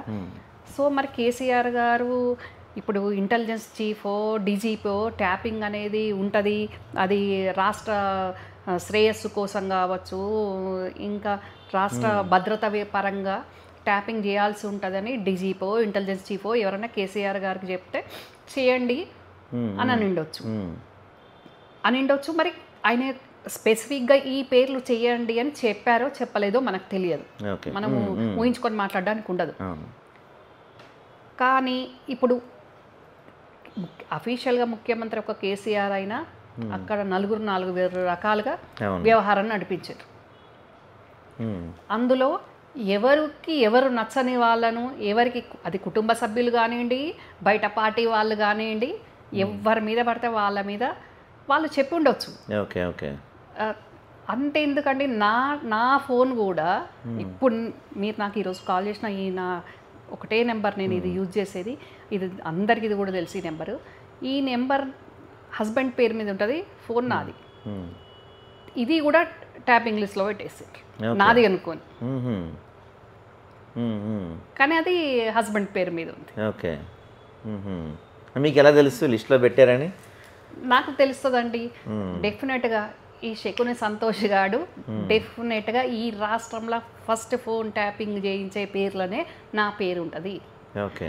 ఎలా తెలిసింది అని అంటే, ఒక సొంత అన్న కూతుర్నే నన్ను ఫామ్ హౌస్లోకి రానియలేదు, నా మీద అట్రాసిటీ కేసులు పెట్టించి నన్ను జైలుకి పంపించే పరిస్థితి చేసిన ఈ నీచ నికృష్టుడు ఆడపిల్లని కూడా చూడకుండా ఈ ట్యాపింగ్ నా ఫోన్ పెట్టడం దానికి ఏముంటుందండి? డెఫినెట్గా పెట్టిండు. కాకపోతే ఇప్పుడు ట్యాపింగ్ లిస్ట్లో ఉన్నదాన్ని బట్టి ఆ నెంబర్ నాది, పేరు మా హస్బెండ్ మీద ఉంది కాబట్టి ఇప్పుడు ఉన్న వాళ్ళు ఎవరైనా కూడా రమ్యారావు లేదు ట్యాపింగ్లా కానీ అలా హస్బెండ్ పేరుది కదా అని అనుకుంటారు కదా. అది నా హస్బెండ్ అని కూడా వాళ్ళకి ఎత్తు తెలుస్తుంది, ఈ పేరు మీద ఈ నెంబర్ ఉంది ఎవరో అని అనుకుంటారు కదా. మసూదన్ రావు అని నేను వాడుతున్న నెంబరు మసూదన్ రావు గారి పేరు మీద ఉంటుంది, హస్బెండ్ పేరు మీద. మసూదన్ రావు కొందరు తెలిసిన వాళ్ళకి కేసీఆర్ గారి అల్లుడు కుటుంబ సభ్యుడు అని తెలుస్తుంది, కానీ చాలా మందికి నా హస్బెండ్ అని కూడా తెలియాలని ఉంటుంది కదా. యాక్చువల్గా అది పెట్టింది నా కోసం, నా పేరు, కానీ పేరు అక్కడ ఉండేసరికి అట్లా మరి ఏం జరిగిందో మనకు తెలియదు. డెఫినెట్గా ఫస్టే నా పేరు ఉంటుంది. ఆ శకుని గాడు ఆ పని డెఫినెట్గా కూడా చేస్తాడు. ఇప్పుడు కొన్ని బయటికి కూడా వచ్చినాయి, కుటుంబ సభ్యుల మీదనే చేయించిండ్రు అనేది బయటకు వచ్చినప్పుడు నాదే ఎందుకు ఉంటుందండి? ఆబ్వియస్గా నాదే ఫస్ట్ చేపిస్తాడు ఆ శకుని గాడు. మేడం, ఇంకొక పర్సనల్ క్వశ్చన్. అంటే మీరు చిన్నప్పటి నుంచి, ఎందుకంటే మీకన్నా కేటీఆర్ కవిత చిన్న పిల్లలు కాబట్టి మీరు వాళ్ళని ఎత్తుకొని కూడా పెంచి ఉండొచ్చు బహుశా. సో ఈ మధ్యకాలంలో ప్రధానంగా వినపడుతున్న ఒక చాలా మేజర్ ఆరోపణ ఏంటంటే కేటీఆర్ ఒక పెద్ద డ్రగ్ అడిక్ట్, చాలామంది హీరోయిన్లు మిగతా అలవాట్లన్నీ కూడా కేటీఆర్కి ఉన్నాయి అని చెప్పి ప్రధాన ఆరోపణలు వినపడుతుంది. మీరు చాలా దగ్గర నుంచి చూసుంటారు కేటీఆర్ని, అలాంటి వ్యక్తిత్వం ఉందా కేటీఆర్కి నిజంగానే మీకు తెలిసినప్పుడు? కేటీఆర్ను మాది జాయింట్ ఫ్యామిలీ అని చెప్పాను మీకు. అసలు మామూలుగా జాయింట్ ఫ్యామిలీలో హ్యాపీగా ఉండడము అంటే నేను ఎక్కువ అగర్వాల్స్ మార్వాడీలలోనే చూశాను. అంత మాది కూడా అంత బాగుండేది, అంత మంచిగా ఉండేవాళ్ళం. ఎప్పుడైతే క్రమక్రమంగా కేసీఆర్ గారు రాజకీయంగా ఎదుగుతుంటే, మేము కూడా ఎదుగుతుంటే, పెద్దగా అవుతుంటే, చదువులకు కానివ్వండి వయసు రీత్యా ఎదుగుతుంటే, అప్పటికి కూడా బాగానే ఉన్నాం. కేసీఆర్ గారు ఎప్పుడైతే పార్టీ పెట్టినరో, ట్రాన్స్పోర్ట్ మినిస్టర్ అయినప్పటి నుంచి స్టార్ట్ అయిందండి ఇంకా ఫ్యామిలీలో. ఇంకా అందరము అప్పటికి డిగ్రీస్ అయిపోయి మ్యారేజ్లకు వెళ్ళడానికి రెడీ అయ్యి, ఇట్లా యూఎస్ వెళ్ళడానికి రెడీ అయ్యేసరికి, ప్రిపేర్ అయ్యేసరికి ఇంకా స్టార్ట్ అయిపోయింది. పొలిటికల్గా ఈయన మంత్రి అవ్వడంతో స్టార్ట్ అయింది అనుకోండి. అప్పటి వరకే మా నాన్నమ్మ చనిపోయింది, అప్పటి నుంచి స్టార్ట్ అయిపోయింది. అంతవరకు కేటీఆర్ ఎక్కువ వరకు వాడు స్కూలింగ్ అంతా కొన్ని రోజులు హరీష్ పేరెంట్స్ చదువుకున్నాడు, తర్వాత హాస్టల్స్లోనే ఉన్నాడు ఎక్కువ. తర్వాత ఇంటర్ కూడా గుంటూరు విజ్ఞాన్లో చేశాడు. ఓన్లీ హాలిడేస్ టైంలోనే 1 వీక్ 10 డేస్కి అట్లా వచ్చేవాడు. వచ్చినప్పుడు కలిసి ఉండేవాళ్ళం. కేటీఆర్కి ఫస్ట్ నుంచి కూడా జోవియల్గా ఉండేవాడు, లైఫ్ ఎంజాయ్ చేయాలనుకునేవాడు. కానీ ఇట్లా డ్రగ్స్ కానీ హాస్టల్లో ఉన్న వాళ్ళు చాలా రకాలుగా ఉంటారు, స్మోక్ చేయడం కానీ డ్రింక్ చేయడం కానీ అలాంటివి ఏం కేటీఆర్కి ఉండకపోయేది. చదువుకునేటప్పుడు అలాంటివి అస్సలు ఉండకపోయేది. హాలిడేస్కి వచ్చినప్పుడు కూడా మా ఇంట్లో మేమిద్దరమే చెస్ ప్లేయర్స్, కేటీఆర్ నేను. నాకు కాలేజీలో ప్రైజ్ వచ్చేది, చెస్ ఫస్ట్ ప్రైజ్ నాకు వచ్చేది. అట్లాగే ఇద్దరం చాలా టఫ్గా చెస్ ఆడుకునేవాళ్ళం. ఇంకా మా ఇంట్లో ఎవరు ఆడకపోయేవాళ్ళు. హాలిడేస్ వచ్చిందంటే నేను కేటీఆర్ మేమిద్దరమే చెస్ ప్లేయర్స్ని చెస్ ఆడుకునేవాళ్ళం. మూవీస్ చూసుకునేవాళ్ళం ఇంట్లో. అప్పుడు సీడీ ప్లేయర్స్ ఉంటాయి కదా, మూవీస్ థియేటర్స్ కూడా వెళ్ళకపోయేవాళ్ళం ఎక్కువ. కేసీఆర్ గారు, మేజర్ చంద్రకాంత్, ఎన్టీఆర్ గారు సినిమాలు అట్లా, కేసీఆర్ గారు ఎన్టీఆర్ గారు అభిమాని కదా, అట్లా వస్తే కేసీఆర్ గారు తీసుకెళ్తే కుటుంబం వెళ్ళాలి. మేము మూవీకి వెళ్ళాలన్నా కానీ పర్మిషన్ తీసుకొని వెళ్ళాల్సింది ఉండే.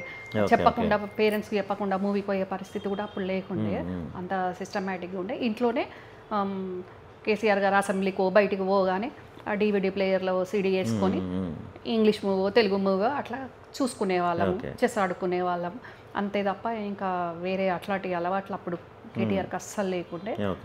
బాగా మంచి సిన్సియర్గా మంచిగా ఉండేవాడు, సిస్టమేటిక్గా ఉండేవాడు. బయటకు వెళ్ళి ఇట్లా ఫ్రెండ్స్ అట్లా కూడా ఏం లేదు. తర్వాత నిజాం కాలేజ్లో డిగ్రీ చేసినప్పుడు కూడా అప్పుడు కూడా ఏంటి మన సిటీ బస్లో వెళ్ళేవాడు కాలేజ్కి.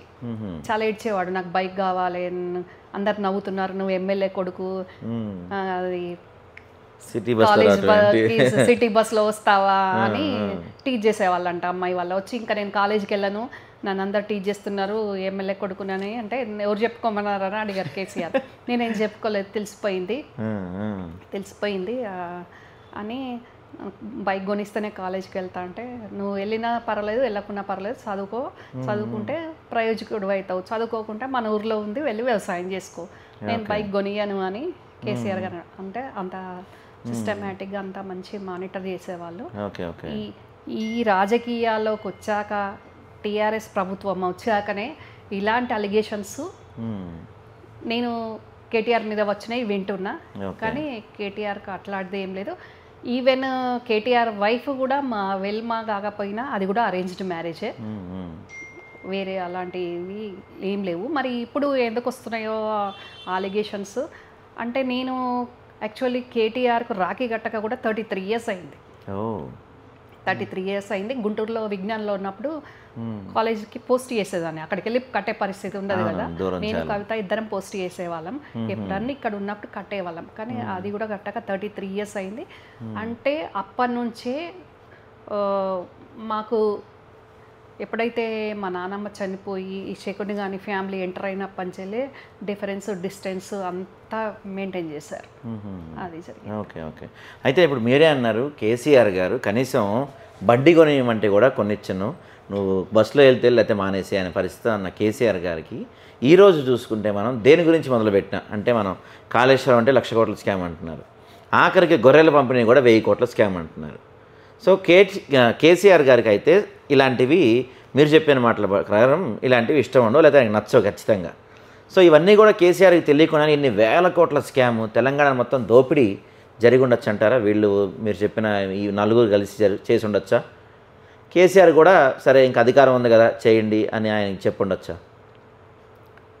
మీకు చెప్పాను, మాది జాయింట్ ఫ్యామిలీ, చాలా అతిపెద్ద ఫ్యామిలీ అని. ఇప్పుడు ఒక 300 members ఉంటాం. అంతకుముందు మా పెళ్ళిళ్ళు కాకముందు 100 అట్లా ఉన్న ఫ్యామిలీ. అంత పెద్ద ఫ్యామిలీ, 100 ఎకరాల ల్యాండ్ లార్డ్స్ ఉన్నోళ్ళము. కొన్ని సందర్భాల్లో ఫైనాన్షియల్ కూడా ఇబ్బంది పడ్డ రోజులు కూడా ఉన్నాయి. అంత రెడ్ కార్పెట్ అని నేనేం చెప్పను, అలాంటి పరిస్థితులు ఫేస్ చేసినాం, అన్నీ కూడా చూసినాం మేము, అప్ అండ్ డౌన్స్. కేటీఆర్కు బండి అడిగినప్పుడు కొనివ్వలేని పరిస్థితి కాదు. బండి కొనిస్తే ఇంకా కాలేజ్ నుంచి డైరెక్ట్గా ఇంటికి వస్తాడో రాడో, టీనేజ్లో కాబట్టి అందులో అబ్బాయి కాబట్టి ఈ అందులో స్మార్ట్ కూడా ఉంటాడు కేటీఆర్ కాబట్టి మరి ఎటెటు తిరుగుతారో టీనేజ్లో అంటే కేసీఆర్ గారికి కొంచెం ముందు చూపు ఉంటుంది కదా, దాన్ని పసిగట్టి ఎందుకు వచ్చింది గొడవ, అదే కాలేజ్ బస్ అయితే డైరెక్ట్ ఇంటి దగ్గర దిగుతాడు ఇంటికి వచ్చేస్తాడు అన్న దాంట్లో ఆయన అట్లా అప్పుడు అవాయిడ్ చేశారు, కొనియలేక అని కాదు, అంటే అప్పుడే అంత మానిటర్ చేసేది ఆయన. సో ఇంకా ఎప్పుడైతే బీఆర్ఎస్ గవర్నమెంట్ వచ్చినాక కుటుంబ సభ్యులందరూ ఎంపీలు మంత్రులు ఇంట్లోనే ముఖ్యమంత్రి అన్నీ ఉండేసరికి అంటే దూరం నుంచి చూడడం వేరు, డైరెక్ట్ పాలన మన చేతుల్లో ఉండి ఒక్కొక్కరు ఒక్కొక్క పోర్ట్ఫోలియో మెయింటైన్ చేశారు కాబట్టి అవతల కూడా అక్కడ జగన్మోహన్ రెడ్డి ఉన్నారు కాబట్టి అప్పుడు వాళ్ళకు మంచిగా బాంధవ్యాలు గట్టిగా ఉండే కాబట్టి మరి రొయ్యలది వదిలిపెట్టండి, రొయ్యలది అనేది మనం దాంట్లో తప్పు తీయాల్సిన అవసరం లేదు. మనం ఎవరింటికి ఆతిథ్యంకి వెళ్ళినా వాళ్ళకు ఉన్నది మనకు పెడతారు, దాన్ని ఇంకా మనం అట్లా మాట్లాడడానికి కుదరదు. ఒక కేసీఆర్ గారికి ఒక బిడ్డలాగా రోజా ఆతిథ్యం ఇచ్చిండొచ్చు, దానికి మనం తప్పు పట్టడం ఏంది ఇక్కడ అనేది. ఈ స్కాములు గీములు ఎందుకు జరిగినాయి అని అంటే మరి జగన్మోహన్ రెడ్డి గారు వాళ్ళ ఫాదర్ ఉన్నప్పుడే ఒకప్పుడు రాజశేఖర్ రెడ్డి గారి పరిస్థితి ఏంది అనేది కూడా మనకు తెలుసు. కానీ జగన్మోహన్ రెడ్డి గారు మరి అంత ఈజీగా అన్ని లక్షల కోట్లు ఎట్లా సంపాదించిండ్రో మరి జగన్మోహన్ రెడ్డి గారికి తెలుసు ఆ బ్రహ్మ పదార్థం ఏందో. మరి ఆ జగన్మోహన్ రెడ్డి గారికి అప్పుడు కాళేశ్వరం ప్రాజెక్ట్ ఇనాగ్రేషన్కి ఆయనే వచ్చారు, జగన్మోహన్ రెడ్డి గారినే పిలిచిండ్రు. అదే తెలంగాణ ఇచ్చిన మా సోనియా గాంధీ గారిని కాళేశ్వరం ప్రాజెక్ట్ ఇనాగ్రేషన్కి పిలిస్తే ఎంత బాగుండేది. తెలంగాణ ఇచ్చిన తెలంగాణ ప్రదాత కదా సోనియమ్మ, పిలవకుండా వ్యతిరేకించిన తెలంగాణ వ్యతిరేకి అయిన జగన్మోహన్ రెడ్డి గారిని పిలిచిండ్రు. మరి ఆయనే ఇందులో ఉన్న వాళ్ళు ఎవరికి ఏమి చెప్పాడో ఏం చేశాడో ఎట్లా మానిటర్ చేశాడో మనకు తెలియదు. ఇంకా ఈ స్కామ్లన్నీ ఏ రకంగా జరిగినాయి ఎట్లా జరిగినాయి ఏంది అని మరి వేరే రాష్ట్రాల్లో ఉన్న వాళ్ళ సంబంధ బాంధవ్యాలతోట జగన్మోహన్ రెడ్డి గారితోట ఏ రకంగానో కానీ మరి కాంట్రాక్టర్లు మరి కేసీఆర్ గారు ఇది చేయండి అని చెప్పేస్తే కాంట్రాక్టర్లు వీళ్ళు కుమ్ముక్కయ్యా ఏం జరిగిందో తెలియదు. కానీ ఇప్పుడు ఆర్థిక నష్టం అయితే జరిగింది. ఓకే, మీరు ప్రత్యేకంగా తెలంగాణ ఉద్యమంలో మీరు కూడా చాలా చురుకైన పాత్ర పోషించారు. చాలామంది అందరూ తెలంగాణ కోసం పోరాడారు. ఇప్పుడు మనకి తెలంగాణ వచ్చి దాదాపు 12 సంవత్సరాలు దగ్గర అవుతుంది. అంటే మీరందరూ ఉద్యమంలో పాల్గొన్న మీరందరూ కోరుకున్న తెలంగాణ ఇప్పటికైనా సాకారం అయిందా? ఒక్క కేసీఆర్ గారు ఉద్యమ నేతగా ఒక్క కేసీఆర్ ఎట్లున్నాడో ముఖ్యమంత్రిగా ఒకటే కేసీఆర్ ఉండి ఆయన ఒక్కడే పాలన చేసి కుటుంబ సభ్యులు అందులో రాజకీయాల్లో ఇన్వాల్వ్మెంట్ లేకుంటే వేరే రకంగా ఉండేది ఈరోజు రాష్ట్ర ప్రజల పరిస్థితి. ఓకే, ఈరోజు ఎట్లా అంటే మంచిగా ఉన్నప్పుడు మనము, మంచిగా లేనప్పుడు ఏది జరుగుతుంది జరిగింది అనే విధంగా మేడిపండు విధంగా జరిగిపోయి ఉన్నది. అసలు మామూలు నష్టం కాదండి. ఈరోజు తెలంగాణ ప్రజలకు ఆర్థిక నష్టం, ఆర్థిక భారం ఇప్పుడున్న మా ప్రభుత్వానికి 6,500 కోట్లు ప్రతి నెల వడ్డీలు కట్టడమే సరిపోతుంది. ఆదాయం తక్కువ, వడ్డీలు ఎక్కువ, రుణాలు రావట్లేదు. ఆల్రెడీ ఇచ్చిన రుణాలకే వడ్డీలకు ఓన్లీ వడ్డీయే కడుతున్నారు కదా, ఆ మాత్రం వడ్డీ కూడా కట్టకుంటే ఇంకా దారుణంగా ఉంటుందని అతి కష్టం మీద రాష్ట్ర ప్రభుత్వం వడ్డీలు కడుతుంది, రుణాలకు వెళ్తుంది. వాళ్ళు ఇచ్చిన పథకాలు అటు వదిలిపెట్టండి. ఇప్పుడు మేము ఏవైతే పథకాలు ఇచ్చామో ఆ ఇచ్చిన పథకాలను ఫుల్ఫిల్ చేయడానికి, సంక్షేమంగా పాలన చేయడానికి రూపాయి అత్యంత పొదుపుగా రాష్ట్రాన్ని నడపాల్సిన పరిస్థితి వచ్చింది. వీళ్ళు ఇష్టమున్న పథకాలు ఇష్టమున్న ప్రాజెక్టులని పథకాలను పోని ప్రాజెక్ట్ ఫెయిల్ అవ్వకుంటే అది నీళ్ళు వచ్చి సస్యశ్యామలమయ్యేది కావచ్చు తెలంగాణ. కానీ ప్రాజెక్టు పరిస్థితి ఆ రకంగా ఉంది. ఇంకా నేను పేర్లు చెప్పడం కాదు, ముందు అవే తెలుస్తాయి. మరి వాళ్ళ మంత్రులు చేసిన స్కామ్లా, కుటుంబ సభ్యులు చేసిన స్కామ్లా ముందు అవి ప్రజలకు కనిపిస్తాయి కదా. ఇప్పుడు తినబోయే ముందు రుచేందుకు అన్నట్టు నేను చెప్పడం ఎందుకు, అది పేరు కేసీఆర్ది, ఊరు వీళ్ళందరిది అయిపోయింది అక్కడ. ఎవరికి తోచిన విధంగా వాళ్ళు గుండు పిన్నుంచి గుట్టల వరకు ఇష్టం ఉన్నట్టు చేసేసుకున్నారు. ఓకే. మీరు ఇందాక నుంచి మా ప్రభుత్వం అని చెప్తున్నారు. మీరు కాంగ్రెస్ పార్టీ కోసం చాలా సీరియస్గా అంటే ఏమీ ఆశించకుండా కష్టపడ్డారు. ఆఖరికి కేసీఆర్ని ఎదిరించారు. వాళ్ళ ఫ్యామిలీలో ఎవరినైనా సరే మీరు ఏమాత్రం భయపడకుండా విమర్శించారు. అంటే నిజాలే వాళ్ళు చేసినవి డైరెక్ట్గా భయం లేకుండా చెప్పారు. కానీ ఇంత చురుగ్గా ఇంత కీలకంగా పనిచేస్తున్న మీకు ఇంతవరకు కాంగ్రెస్ పార్టీ నుంచి సరైన గుర్తింపు లేదు, మిమ్మల్ని పెద్దగా రికగ్నైజ్ చేయలేదు అనేది కొంతమంది వాదన. మీ అభిప్రాయం ఏంటది? కొంతమంది వాదనైనా అందరి వాదనైనా నేను అప్పుడు ఇప్పుడు 11 సంవత్సరాల నుంచి అత్యంత సిన్సియర్గా పార్టీ గైడ్లైన్స్ ప్రకారము నేను పని చేస్తా కూడా. అందులో ఏమాత్రం అనుమానం లేదు. పదవి రావడము అనేది కొంచెం వెనక ముందు ఉంటుంది. అందులో ముఖ్యంగా నా పాపము శాపము నేను కేసీఆర్ అన్నబిడ్డనవ్వడు, కల్వకుంట్ల కుటుంబం అవ్వడము అది ఫస్ట్ నాకు మైనస్ కావచ్చు. ఓకే.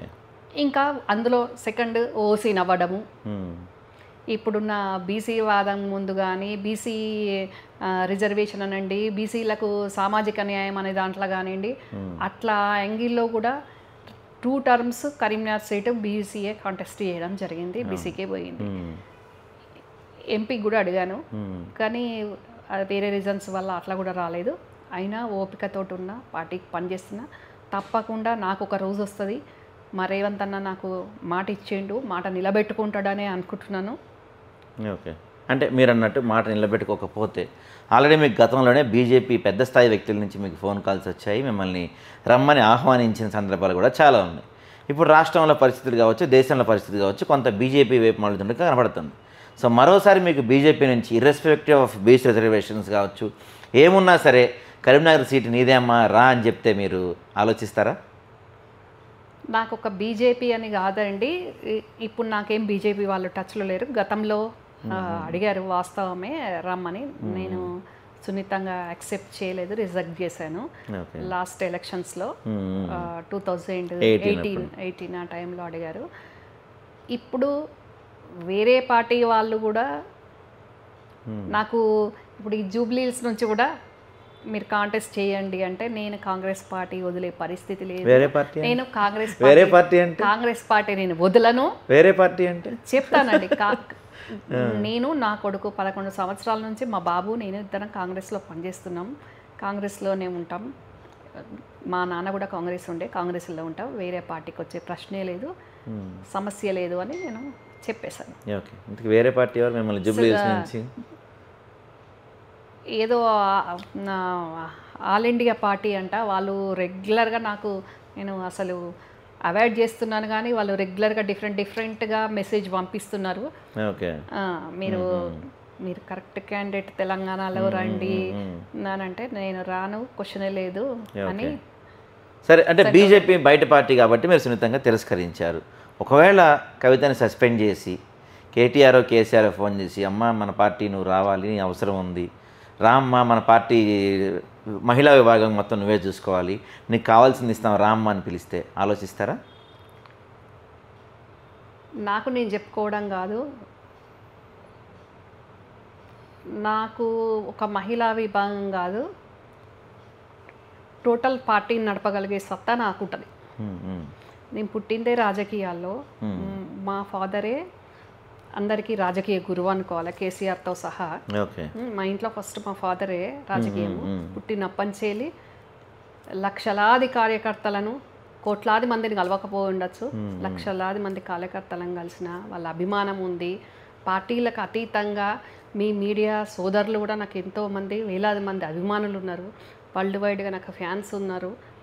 నాకు పనిచేసే తత్వం ఉంది, ప్రశ్నించే తత్వం ఉంది, పార్టీని నడపగలిగే సత్తా ఉంది, అన్నీ ఉన్నాయి.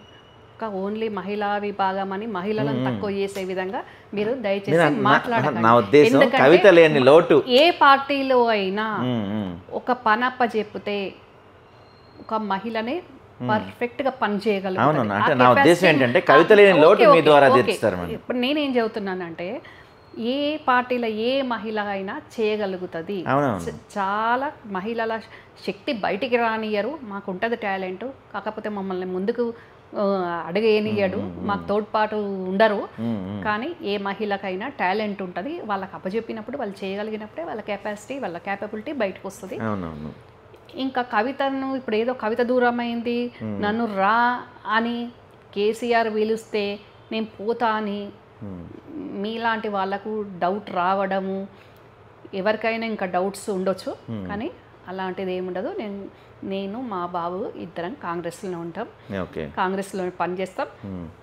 డెఫినెట్గా మా స్థానం మాకు వస్తుంది. వెనకో ముందో రేవంత్ అన్న నాకు ఎలక్షన్స్కు ముందే మాట ఇచ్చేండు, ఆ మాట డెఫినెట్గా తప్పడు, ఆ నమ్మకం నాకు ఉంది. ఓకే, క్రమశిక్షణగా ఇచ్చినా ఇవ్వకపోయినా కాంగ్రెస్ ఇచ్చినా ఇవ్వకపోయినా సమస్యలు కాదు, ఇస్తారు తప్పకుండా. ఓకే, తప్పకుండా ఇస్తారు. సో మిమ్మల్ని తొందరలోనే మేము గ్రౌండ్లో చూడబోతున్నాం, అసెంబ్లీలో. అసెంబ్లీ ఇప్పుడేం ఎలక్షన్ అదే వచ్చి నెక్స్ట్ ఎలక్షన్స్ వరకు ఎందుకు నేను ఖాళీగా ఉంటాను? డెఫినెట్గా నాకు ఇప్పుడు అధికారికంగా పదవి ఇస్తారు.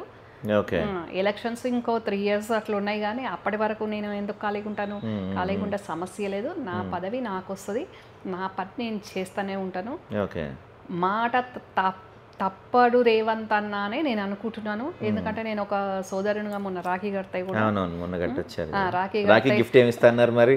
ఆల్రెడీ ఇచ్చారు, చీర ఇచ్చాడు, బనారస్ పట్టు చీర. వదినేమో బనారస్, అక్కడ 33 సంవత్సరాలు తమ్ముడు వరుస అయిన వానికి రాఖీ కట్టనీయలేదు, కానీ ఇక్కడ సొంత బ్లడ్ రిలేషన్ కాకపోయినా రాఖీ కట్టాను. రాఖీ కట్టి నేను వెళ్ళిపోతే కూడా మళ్ళీ పిలిచి చీర పెట్టారు. సో అందుకని మర్యాద గౌరవం ఉంది. అందుకని ఏది ఏమైనా నా విషయంలో రేవంత్ అన్న మాట తప్పడని అనుకుంటున్నాను.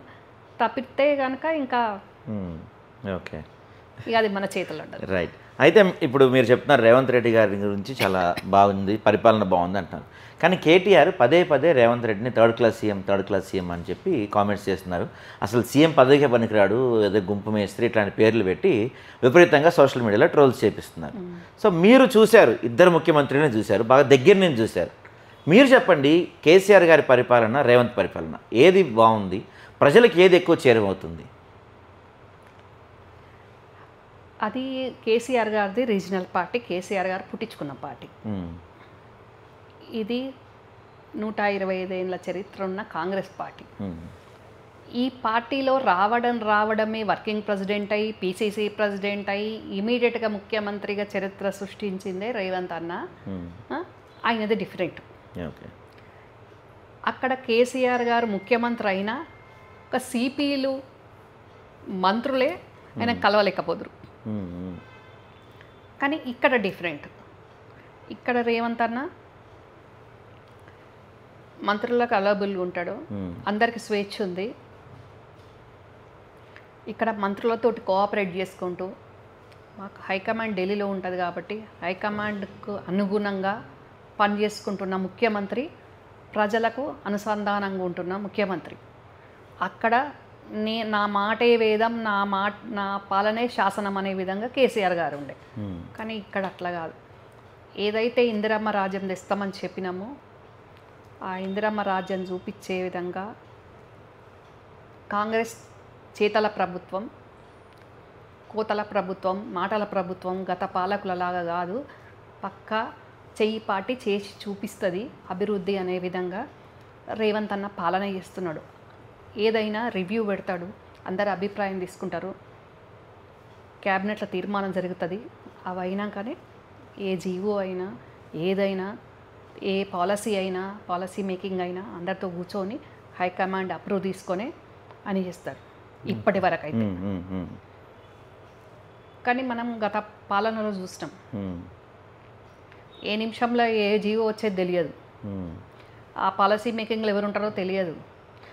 ఒక రివ్యూ జరిగితే ఆ పోర్ట్ఫోలియోకి సంబంధించిన మంత్రి ఉంటాడు ఆ రివ్యూలో. అక్కడ ఆ పరిస్థితి జీవోలు రాకుండా చాలా పనులు అయిపోతుండే. డిఫరెంట్. దానికి దీనికి నక్కకు నాగాలకు అనుకున్నంత తేడా. బడ్జెట్ లేకపోవడం వల్ల ప్రజలకు ఇచ్చిన పథకాలలో కొంచెం వెనుక జరుగుతుంది. కానీ రైతు భరోసా కానివ్వండి, రుణమాఫీ కానివ్వండి, ఏదైనా కూడా మేము ఎంత కష్టమైనా సరే నెరవేరుస్తున్నాం. చాలా ఆర్థిక పరిస్థితి చాలా ఇబ్బందికరంగా ఉన్నా కూడా కేవలం తెలంగాణ ఇచ్చిన మన కాంగ్రెస్ పార్టీ 10 సంవత్సరాలు లేకపోవడం వల్ల ప్రజలకు నష్టం జరిగింది కాబట్టి ఇప్పుడు మనకు కష్టమైన ఆ నష్టాన్ని భరించుకుంటూ ప్రజలకు మంచి చేయాలి అనే దాంట్లో రేవంత్ అన్న మా మంత్రులందరూ కూడా కష్టపడుతున్నారు. ఓకే. డెఫినెట్గా ప్రజాపాలన బాగుంటుంది. ప్రజలకు కొంచెం ఇబ్బంది అవుతుండొచ్చు. అప్పుడేమో మిగులు రాష్ట్రం, ఇప్పుడు అప్పుల రాష్ట్రం. మిగులు రాష్ట్రంలో అప్పులు, కొత్త రాష్ట్రం కాబట్టి అప్పులు ఎవరైనా 1000 కోట్లు ఇచ్చిండ్రు, వీళ్ళు ఇష్టం ఉన్నట్టు అన్ని రకాలుగా స్కీములు ఇచ్చేసిండ్రు. కానీ ఇప్పుడు ఆ పరిస్థితి లేక కొంచెం ఇబ్బంది జరుగుతుంది కాబట్టి ప్రజలు కూడా అర్థం చేసుకోవాల్సిన అవసరం. రైట్. అయితే మేడం ఇంకొక చిన్న క్వశ్చన్, మిమ్మల్ని ఒకవేళ ఇబ్బంది పెట్టచ్చేమో. కేసీఆర్ గారు మీకు దాదాపు తండ్రి సమానులు. ఓకే. సో ఈ కాళేశ్వరం కేసు కావచ్చు, కొన్ని కేసుల విషయంలో రేవంత్ రెడ్డి గారు చాలా బలంగా ఉన్నారు, ఖచ్చితంగా అవి ప్రూవ్ చేస్తాం, వీళ్ళని అరెస్ట్ చేస్తామని చెప్పి చాలా బలంగా చెప్తున్నారు. సో ఇప్పుడు మీకు ఒకవేళ కేసీఆర్ గారిని అరెస్ట్ చేస్తే రాజకీయ ప్రత్యర్థిగా ఆయనకి శిక్ష పడింది అనుకుంటారా, ఒక కూతురుగా బాధపడతారా? ఆ పరిస్థితి వస్తే మీరు అన్నట్టు తప్పు ఎవరు చేసినా శిక్ష జరుగుద్ది. గతంలో తప్పులు చేయని వాళ్ళకు కూడా శిక్షలు జరిగినాయి. కానీ ఇప్పుడు తప్పు ప్రూఫ్ అయ్యి శిక్ష పడితే అక్కడ రాజకీయాల్లో ఆ కోణంలోనే చూడాల్సి ఉంటుంది. ఓకే. ఇంకా ఇక్కడ తండ్రి కూతుర్ల బంధంకి వచ్చేసరికి బాబాయ్ కాబట్టి డెఫినెట్గా బాధపడే పరిస్థితే ఉంటుంది. ఎందుకంటే ఆయన ఎంత కష్టంగా ఒక్కొక్క మెట్టు ఎక్కుకుంటా మాజీ ముఖ్యమంత్రి అయ్యిండ్రో దగ్గరుండి చూసిన వ్యక్తిని నేను. ఈరోజు గౌరవంగా మాజీ ముఖ్యమంత్రి అనకుండా ఒక జైలుకు, బాబాయ్ జైలుకు వెళ్ళిండు అనేది బాధాకరంగానే ఉంటుంది డెఫినెట్గా. ఆయన ఒక మాజీ ముఖ్యమంత్రి ఉంటే అలా బాధపడాల్సింది ఏమీ లేదు. రాజకీయాల్లో గెలుపు ఓటములు అనేది సహజం. కానీ ఒక స్కామ్లో అరెస్ట్ అయ్యే పరిస్థితి అయినా వస్తుంది అని నేను అనుకోను. అరెస్ట్ అయితే మాత్రం అది నేను కూతురుగా, బాబాయ్గా బాధపడే అంశం. ఓకే. దీంతో పాటుగా మీరు ఇందాక నేను చెప్తున్నారు, రేవంత్ రెడ్డి గారు చాలా సీరియస్గా అన్ని విషయాలపైన ఫోకస్ చేస్తున్నారు. కానీ సంతోష్ రావు చేసిన టానిక్ స్కామ్ అనే ఒక స్కామ్ గురించి ఇంతవరకు కాంగ్రెస్ పార్టీ ఒక కమిటీ వేయడం కానీ దాని గురించి ముందుకు తీసుకెళ్లే ప్రయత్నాలు ఏమీ జరగట్లా. అక్కడ ఏమైనా కాంప్రమైజ్ అయ్యారా గవర్నమెంట్తో, రేవంత్ రెడ్డితో సంతోష్ రావు కానీ ఏమన్నా? అట్లా ఉంటుందని రేవంత్ అన్న అట్లా కాంప్రమైజ్ అవుతాడు అని ఇప్పటి వరకు అయితే నేను అనుకోలేదు. ఇప్పటి వరకు అయితే అట్లాంటి లేదు. ఏదైనా రేవంత్ అన్న అందరిది ఒక రకంగా ఉంటుంది వ్యవహారం, రేవంత్ అన్నది ఒక రకంగా ఉంటుంది. ఏదైనా ఆయనే పక్కా అథెంటిక్గా ఆధారాలతో చూపించాల్సి వచ్చినప్పుడే చూపిస్తాడు.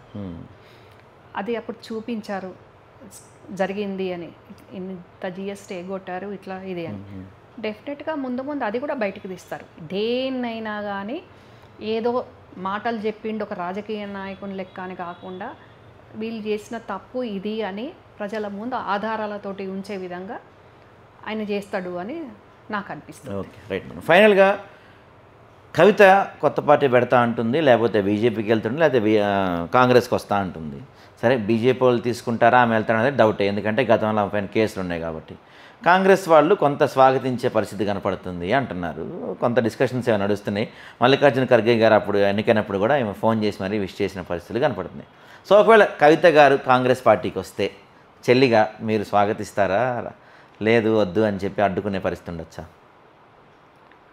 కవిత కాంగ్రెస్కు వద్దామని ట్రై చేసింది వాస్తవంగానే. కాంగ్రెస్ పార్టీ కవితను వద్దంది. ఓకే.